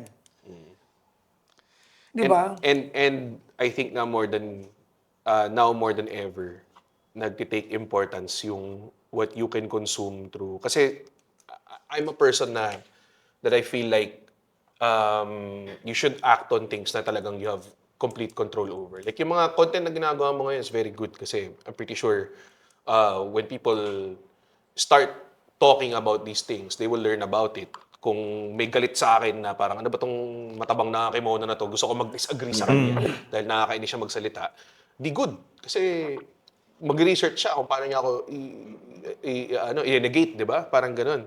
So, things like this, more than ever, I think important, if you are a content creator, nabahiran mo ng konting, ano naman. Like ako naman, comedy, fine, sige, dick jokes, tamod jokes, meron ako niyan.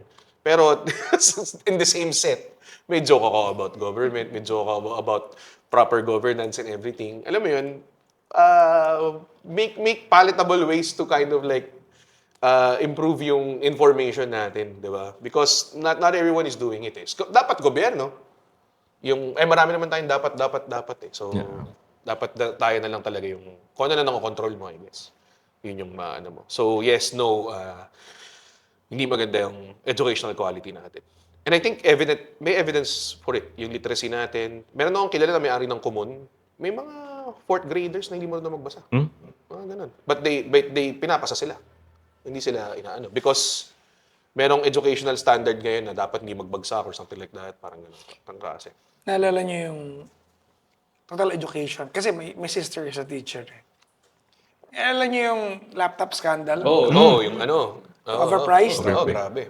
Did we hear someone going to prison? I mean, Nagkaroon ba? di ko alam. Pero Para pa lang, ha? Ang lala na, 100,000 each unit. No? You can ask ChatGPT now. for a Celeron na laptop binenta sa presyo ng Oh my God. MacBook Pro, I mean, that's a corruption eh. Hindi lang MacBook Pro. Parang Sobrang ano, di ba? Malala, Talagang, talaga. I mean, talaga, pinagkakitaan pa rin natin yung mga teachers natin. Yes. So, kung tatanungin mo ako, even nga recently, di ba, yung bago itong pumutok ng flood control na to, yung presyo ng classroom, 3 sakay ng government, DPWH, DepEd, may isa pa eh. Tatlong magkakaibang presyo sa isang classroom. Yes. So alam mo na yung mas mataas doon, corruption na agad yun eh. Iba-ibang kickbacket yan. Bakit? Meron bang man-made waterfalls yung isa? Ba't mas mataas? May sauna. May sauna. Di ba? I mean, Likod. di ba nakakatawa, di ba? Pero hindi pinapansin, di ba? Hindi pinapansin and everything. And you can say that with a lot of government branches, hindi lang sa education. Mas masakit lang sa education because we know it's super important. If you ask like a campaign expert, kung ano ang issues na may pakialam ang Pilipino, education is top Mataas siya. Like kunwari kung candidate ka tapos wala kang platform ng education, most likely, hindi ka mananalo. Pero the only education thing they care about is not quality. It's more of like, makapaaral mo ba yung anak ko ng libre? Ganun lang yun. Kasi when you talk about quality ng classrooms, teacher wages, wala na yun. Snooze button na yun sa mga tao. Parang ganong klase. Yun din yung nagiging problem natin. Hindi nila binabagsak yung mga estudyante natin kahit subpar yung learning nila because it becomes an economical problem. Nakakaawa yung bagsak kasi magbabayad ulit ng matrikula yung magulang. Even in education, magkakahiwalay pa rin ng mayaman at mahirap. Yes, malaki. Gusto mo joke? Yung mga eskwelahan ng exclusive sa San Juan, bakit traffic lagi yung lugar na yan? Ayoko sumagot. Doon ka ba galing? Hindi. Di ba? Alam niyo ba to? Yung mga eskwela malapit sa Green Hills, bakit choke point yan? Bakit di ma-solve ng government yan? Kasi nga, dyan nag-aaral yung mga anak nila Di ba? I mean, that's part of education. What values are you teaching to the students going to that school kung sinasabi mo na you have more rights para abalahin yung buong syudad because you are going to a school that's more exclusive than the others? Yes. Tama. Diba? Pero sa normal na eskwelahan, barangay tanod lang, tatawid yung mga bata. Yeah. I mean, that's how broken the system is. Tagal na niyang problema yan sa San Juan. Pagbaba mo sa flyover, no? Totoo. Kapag... Kailangan pa ba ng memorandum ng MDA? Kailan 3 months ago, naglabas ang MDA ng memorandum. Shinare ko pa nga eh. But why is the school not doing anything proactively? Bakit? Dahil okay lang, abalahin nyo kami. Hindi sila mahahasil eh. Diba? Exactly. Yun lang yun. Dami nakapark doon sa public road yun eh, di ba? Malabas na yun. Actually, doon sa kanento mo, Papa Jackson, parang nagiging mind conditioning pa lang sa paaralan na mataas dapat ang tingin mo. Yes, totoo. Talaga. Kasama yun. Ako, private school educated ako. And even within private schools, alam mo kung sino yung private school na mas may kapangyarihan tsaka mas may hindi na May mahirap pala sa private school. Meron din yung talagang doon na nabibilang at yung mga iginapang lang na magulang. Yeah. Minsan may mga kabatchmates ako na galing nga sila sa mas mayayaman na or political family. Pag political family yung batchmate mo, untouchable. Tsaka talaga sila, parang they're very incentivized to live lavish lifestyles. Minsan marinig ka, parang magpa-party si blank anak ni Senator ganyan. Tapos yung party talagang grabe, free-flowing. Siyempre, tuwan-tawa kami, di ba? Libre inom, libre ganyan, libre sayaw. Pero naisip mo, teka lang, pag napaisip ka, di ba? Saan tayo pera to? Yung mayaman mo, may credit line sa kantin. Oo! Pero pag mahirap, wala. Oo. May kilala ako na parang meron siyang, yun nga, credit line, parang account, para siyang meron tab. Pwede siya kumuha sa So, pag kantin. nanlilibre siya ng Kuha lang kayo. Kuha lang kayo. Sabihin mo sa akin. Ganun sila. Tapos ako parang, sa utak ng time na yun, hindi mo maiisip kung bakit, mayaman siguro sila. Di ba? Pero hindi ibang flex yun power yun Encourage nilang gawin yun para Normalized ma-normalize siya and at the same time, nakikita mo na sino yung iiduluhin mo. Tapos pagdating ng election, maalala mo, pinainom ako nito Noong time na to. Kilala ko to Di ba? Patronage politics. So, yun din. Now it circles back to sinasabi nyo kanina problema na masyado kasi mataas ang tingin natin sa mga politiko. Nung pala, sa paaralan pala nagsisimula na yung ganong klaseng mentality at namamind condition yung mga tao. Celebrity influencers ang politics ngayon And you have to play that game now if you wanna win. Feeling ko si Flavier baka di manalo ngayon. Or with us being so burned out sa Alam mo, bago pumutok to, nagtitingin ng Rolex. Totoo, kasi parang reward ko sa sarili ko. Tapos parang suddenly hindi na cool. Parang hindi na cool kasi parang, Same. di ba, Na-again. okay na. Parang dinastig tong inaano mo. Kahit kahit yung flaunting celebrations. Like kunwari, habang nangyayari itong mga DPWH stuff, tapos parang gusto mong parang pagmalaki na, uy, sold out ako sa isang show. Ganyan, ganitong klaseng seater. Gusto mo pakita yung resulta ng hard work mo. Parang nakakaya eh. Kasi parang... Suddenly it's not cool eh. It's not cool din. It's fine, it's okay if you're rewarding your hard work. But there are people who work harder than you that not getting their due eh. So parang nakakahiya, di ba? Suddenly it's not so awesome anymore. Siyempre yung mga ibang tao, justified naman yung mga iba. Hindi ko masasabing huwag kayo mag-flaunt. Pero umaabot na sa level na gano'n, na iniisip mo na yung sarili mong parang nagiging choice of parang morality code na yung kinoconsult mo just for posting on Instagram. Alam mo yan? So 3 parts na to. 3 parts na to. Haba na nito. Para ma-compensate yung maikli na debate proper. But sige, Actually, just kwento na tayo eh. Yun nga. But just a few more questions bago natin to i-wrap up. Sir Red, let me know kung mali po yung interpretation ko ha. So yung suggestion niyo po na ibaba yung tax, Ginagawa ko tong video na to para mag-appeal or at least simulan ang diskusyon sa pagbawas ng ating buwis. Medyo it's not really an economic solution, but an attempt to assuage the public outrage, no? Yes, and Following. put pressure then on... It might not come... Siyempre, hindi ko sinabi yun sa Synaptics ko. Pero the real intention of that is to put pressure on... well, sana, a lot of people... Kasi hindi lang naman ako yung nagsabi nun. Like, may mga ibang influencers din na kilala ko na parang yun yung panukala nila. I think nakakatawa nga kasi minsan at some given point, sabay-sabay kami nag-post eh. Tapos hindi na kami magkakilala. Pero pare-pares yung gusto nang mangyari. One is, yun nga, yung pakiramdam mo ba na nagbayad ka ng tax tapos napunta naman sa wala? Masakit eh. Pangalawa, is to really, which is I think the greater intention, is to really put pressure and di nga siya, I would call it slap on the wrist, pero hindi nga siya slap on the wrist eh. More of like talagang, please, para din ma-take back yung power sa publiko. No? Na parang, uy, may anong kaming way to hang this over your head. So please do better. Parang ganun. Yun lang naman yung intention. Okay. So what if hindi possible na babaan yung tax, but pwede yung reallocation ng budget? Kung kayo pong tatanungin, saan natin ilalagay yung budget? Again, it depends kung ako kasi naniniwala ako sa infrastructure eh. Naniniwala ako na dapat gawa ng flood control. Importante yan mga yan eh. Kung ano man yung Uncontrolled. naniniwala ako na kunyari kung ginawa nila ng tama yan, 1 billion a day to solve the flood control budget.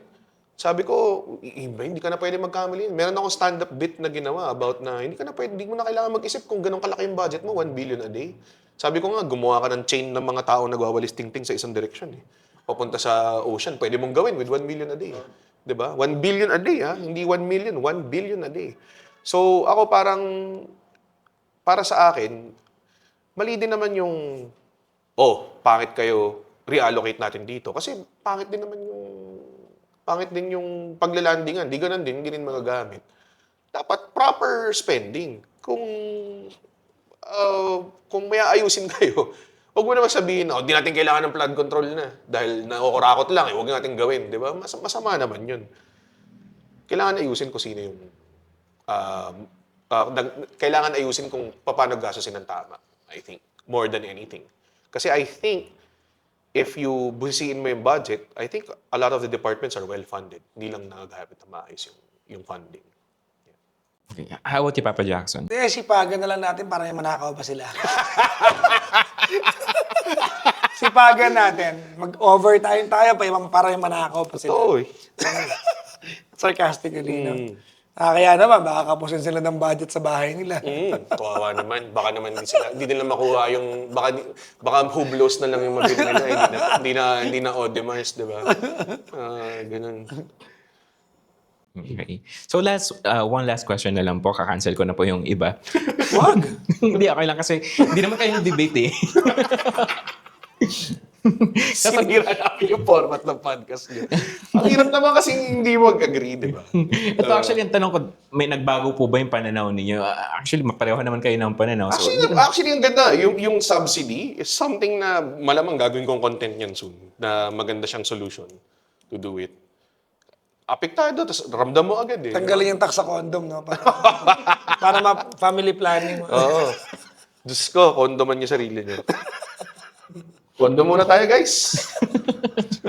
Grabe naman. Okay, so one last thing bago po tayo magtapos. Ano na lang ho yung mensahe ninyo sa mga kababayan natin? Papa Jackson, ikaw na po. Pili ka mauna ako kasi masaya pa yung nagtapos eh. Sa mga kabayan natin, well, medyo academic yung dating, pero it will be to your benefit kung aaralin mo para tumatakbo yung batas natin sa lipunan natin. To your benefit yan. Walang makikinabang dyan at mapapaliwanag mo yan sa mga anak mo. Diba? When it's time for them to vote, you can enlighten them on how. Diba? Exercise your right. Pag boboto at bumoto ng tama. Diba? At higit sa lahat, pag lalo yung mga kabayan natin na merong spotlight, no? Use it to make people accountable. No? Use it to make people accountable. Kasi totoo lang, nagkatawa lang tayo ngayon. But world stage, this is very humiliating. Yes. Di ba? This is very humiliating itong bansa natin, di ba? Si Pacquiao na lang magdadala si Charis Pimpenko na lang ang wala na nga si Charis eh. Si na siya ngayon, di ba? Oo, iba niya. Oo, di ba? Si Pacquiao na lang ba magdadala ng watawat natin, di ba? Si Alex Ayala na lang ba? Doon na lang ba tayo umaasa? Yun na nga lang yung mga tao, hindi natin mapondohan yun para masuportahan eh. I mean, this country is so broken that it would take us to fix this together bilang bansa, as voters. And it will happen in 2 years from now. Let's not be distracted with noise. Kasi maraming politikong gagawa ng ingay. Oo, and they're very good at it. Para malihis kayo sa totoong issue ng pagnanakaw nila. So don't be distracted with the noise. Yeah. I agree. Which is yung running team ng episode ng debate show mo. Ngayon. No, I agree.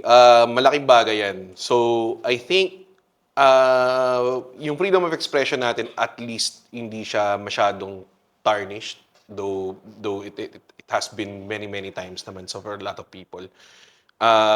May kapangyarihan ka mag-express, may kapangyarihan kang sabihin kung ano yung dapat mong sabihin and then influence properly. Pero I think it all revolves around two things, no? To people with platform, dapat don't be swayed na to do the popular choice. I think you have to do what's right. And what's right by you din, kung ano yung moral code mo and everything. Wag hypocritical na parang sasabi ka ng ganito and then yung i-endorse mo hindi naman tama, parang ganong klase, di ba? And at the same time, pangalawa, for us naman, sa mga tao mga bagay na nakokontrol natin, it's again, every 3 years, every 6 years, meron din barangay levels. Kung di natin alam kung ilang every year yun dahil parati napopostpone. Yung voting natin yung talaga yung pinaka kahit sabihin mong 1 million followers ka, 300,000 followers ka, 0 followers ka, you still one vote. Pantay kayo lahat pagdating sa botohan. Diba? So, sipagan natin. Alam kong hindi ideal sa lahat ng tao. Like, kunwari, ako, uwi pa ako sa Muntinlupa para bumoto. Diba? May mga ibang tao, mas madala yung kaso. Uwi sila ng probinsya. Diba? Isang lang yan, isang araw ng pagduro. Tsaka pag bumoto ka na the rest of the day, bakasyon na. Diba? Holiday naman siya eh. So, ayun, advice ko sa inyo, bumoto kayo mga 2 p.m. Wala na masyadong pila. Parati kong ginagawa yan. Yung mga magulang ko, hindi, dapat maaga ka doon. Hindi, 2 p.m. Tingnan mo. Ako rin. Hindi ako pipila. Mga 2 to 3 p.m. Oo, di ako pumipila, pero expressway ako papunta doon. Ganong Yung nagla-lunch na yung nagbabantay ng presinto. Sige, pala ka na dyan. Kumakain na ng pansit. Mga ganon. Yan, 2 p.m. Pumoto kayo. Vote properly. Research nyo yung binoboto nyo. Yun lang talaga yung Tama. power natin against this. Yeah. Yun.